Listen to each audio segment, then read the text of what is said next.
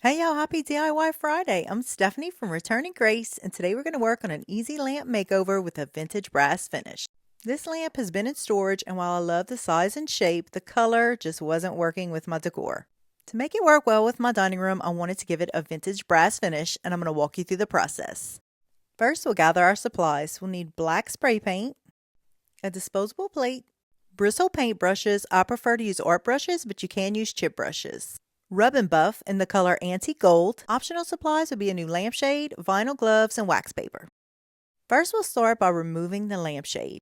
If you're not reusing this lampshade, you want to make note of the size and style. This will be important when you're replacing it. Up next, you want to protect the light bulb socket and the electrical components of the lamp with painter's tape. This will prevent any damage when we're painting the base. You want to ensure that the painter's tape is secure and that the edges are straight for a nice even finish when painting. It's also a good idea to protect the cord from overspray when spray painting. Next, place the lamp base in a box and spray paint.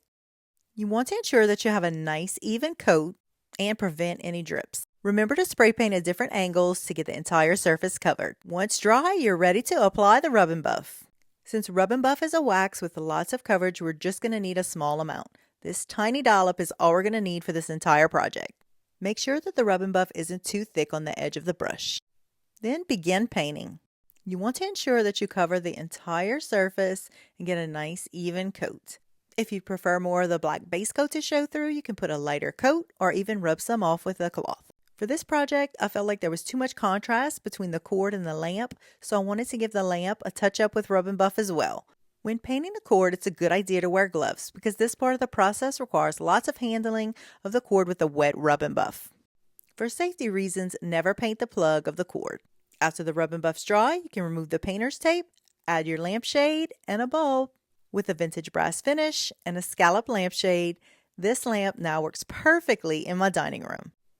The colors and styles now complement my vintage ironstone, vintage mirror, and brass chandelier in this space. This quick and easy makeover was a perfect way to glow up this forgotten little lamp. If you'd like written instructions or links to the supplies, you can head to my website, returninggrace.com. Happy DIY Friday, y'all. See you next week.